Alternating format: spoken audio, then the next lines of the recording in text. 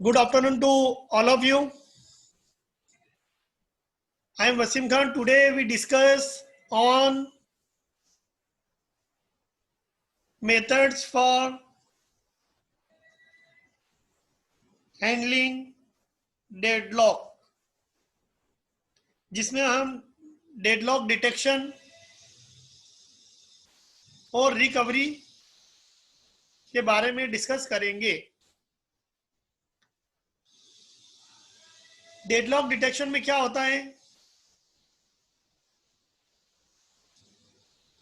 हम कहते हैं कि जो हमारा सिस्टम है उसे डेडलॉक में इंटर होने दो। मतलब डेडलॉक डिटेक्शन में हम सिस्टम में डेडलॉक को आने देते हैं और उसके बाद उसको डिटेक्ट करके रिकवर करते हैं।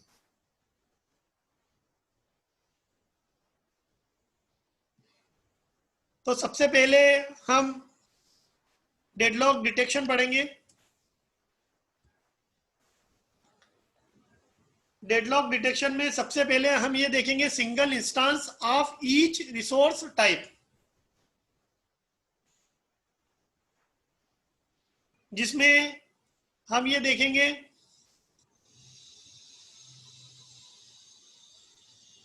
कि हमारे इस ग्राफ में साइकिल डिटेक्ट हो रही है।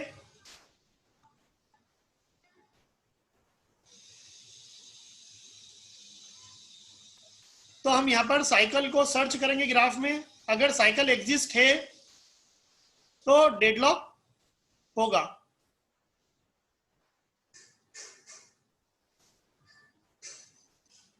और जो एल्गोरिदम डिटेक्ट कर रही है साइकिल को ग्राफ में, उसको रिक्वायर करते हैं एन स्क्वायर ऑपरेशन।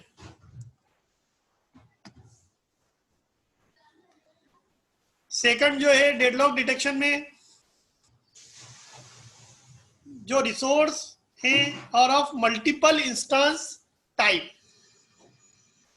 जिसमें हम देखते हैं कि करंट अवेलेबल रिसोर्स कितने हैं, करंट अलोकेटेड रिसोर्सेज कितने हैं, तो करंट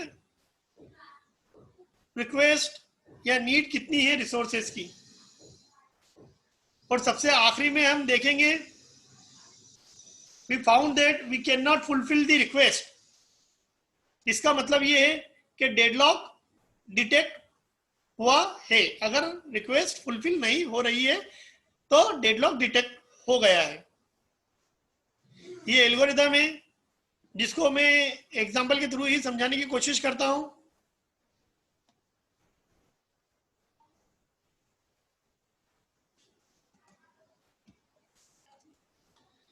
अपन ने देखा था जब रिसोर्स के पास मल्टीपल इंस्टेंस है तो वहां रिसोर्स एलोकेशन ग्राफ वाला कॉन्सेप्ट नहीं चलेगा जब मल्टीपल इंस्टेंस है। तो अब बहुत से स्टूडेंट ये सोचते हैं कि बैंकर्स एल्गोरिदम में भी हमने यही चीज करी थी। तो बैंकर्स एल्गोरिदम में हमने डेडलॉक आने के पहले ये चीज की थी, लेकिन डेडलॉक डिटेक्शन में इसमें हम डेडलॉक लगने के बाद ढूंढते हैं कि डेडलॉक कहां है। तो दोनों में ये मेजर डिफरेंस है।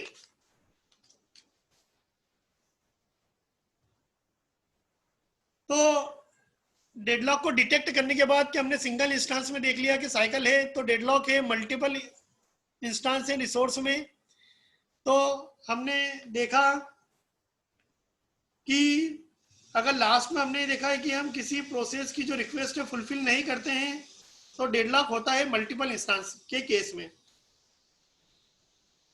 तो डिटेक्ट करना तो हमें मालूम पड़ गया। अब रिकवर कैसे करें हम डेडलॉक को? तो रिकवरी फ्रॉम डेडलॉक, जिसमें हम जनरली प्रोसेस को टर्मिनेट कर देते हैं। सबसे पहले हम कहते हैं अबॉर्ट या किलिंग ऑल डेडलॉक प्रोसेस। जिन प्रोसेस की वजह से डेडलॉक हो रहा है और तो हम क्या करेंगे, kill all processes involve in deadlock, सारे प्रोसेस को हटा देंगे। सेकंड पॉइंट, या तो हम ऐसा कर सकते हैं, kill one process after another process, एक के बाद एक प्रोसेस को किल करेंगे जब तक कि डेडलॉक साइकिल हट नहीं जाती है तब तक। अब किस ऑर्डर में हम प्रोसेस को अबॉर्ट करेंगे, किल करेंगे? तो पहला है प्रायोरिटी ऑफ द प्रोसेस। हम देखेंगे कि जो लो प्रायोरिटी की प्रोसेस हैं उनको हम किल करेंगे, क्योंकि लो प्रायोरिटी की प्रोसेस के जो काम होते हैं वो हाई सिक्योरिटी के नहीं होते हैं। सेकंड केस हम देखेंगे, हम ये देखेंगे कि किस प्रोसेस ने ज्यादा काम कर लिया है और किस प्रोसेस ने कम काम किया है। तो जिस प्रोसेस ने कम काम किया है, मतलब लो परसेंटेज वाली प्रोसेस जिसका काम कम हुआ है, उसको हम किल कर देंगे।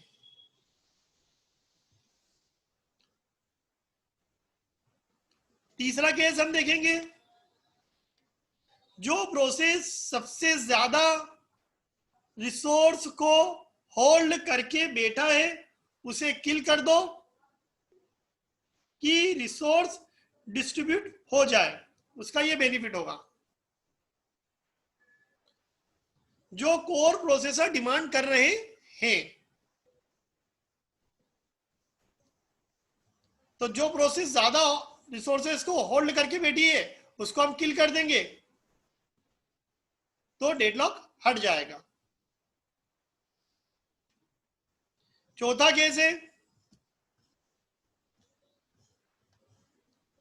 कि जो प्रोसेस ज्यादा रिसोर्सेस की रिक्वेस्ट करेगी उसे किल कर देंगे।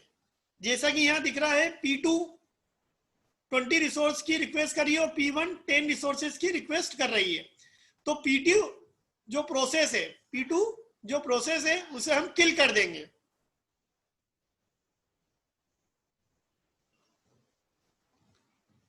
तो ये रिकवरी के तरीके थे, 4 अलग अलग तरीके थे रिकवरी के। जब रिकवरी फ्रॉम डेवलप करते हैं तो रिसोर्स प्रीएम्पशन की भी बात करते हैं, जिसमें हम विक्टिम को सिलेक्ट करते हैं, कॉस्ट को मिनिमाइज करने के लिए रोल बैक करते हैं, return to the safe state, restart process from that state. Starvation हमने पहले भी पढ़ा है। अब सबसे लास्ट में हम ये देखेंगे deadlock ignorance. Generally deadlock ignorance के कॉन्सेप्ट को हम तब यूज करते हैं क्योंकि जहां कोई सीवियर इफेक्ट नहीं होते हैं, ये सालों में कई एक बार होता है। अब जैसे इग्नोरेंस में हम जनरली क्या करते हैं कि अगर हमारा प्रोसेस हैंग हो रहा है, ब्लॉक हो गया है, तो हम क्या करते हैं, प्रोसेस को किल करते हैं। कैसे? अल्ट कंट्रोल और डिलीट बटन सिलेक्ट करके और एंड टास्क कर देते हैं। सिस्टम को हम डेडलॉक में रहने देते हैं, या फिर सेकंड केस है इग्नोर करने की वजह से, या यूजर को कह देंगे कि जाओ और काम करो। ये सालों में एक बार होता है, इसके इतने सीवियर इफेक्ट नहीं होते हैं डेडलॉक इग्नोरेंस के। ये जनरली यूनिक्स और माइक्रोसॉफ्ट के जो सिस्टम है वहां डेडलॉक को इग्नोर किया जाता है।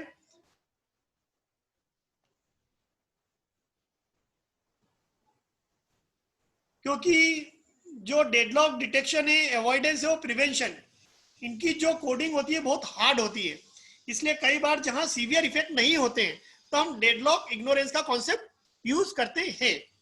लेकिन आज जो हमने पढ़ा है मेथड्स फॉर हैंडलिंग डेडलॉक, अगर आता है तो उसमें हम डेडलॉक डिटेक्शन और रिकवरी के बारे में पढ़ते हैं, जिसमें मैंने बताया है एक रिसोर्स के पास एक इंस्टेंस है तो डेडलॉक कैसे डिटेक्ट करना है, एक रिसोर्स के पास मल्टीपल इंस्टेंस है तो डेडलॉक कैसे डिटेक्ट करना है, और डिटेक्ट करने के बाद 4 अलग अलग तरीके से हमने देखा है कि डेडलॉक को कैसे रिकवर करना है। Thank you very much.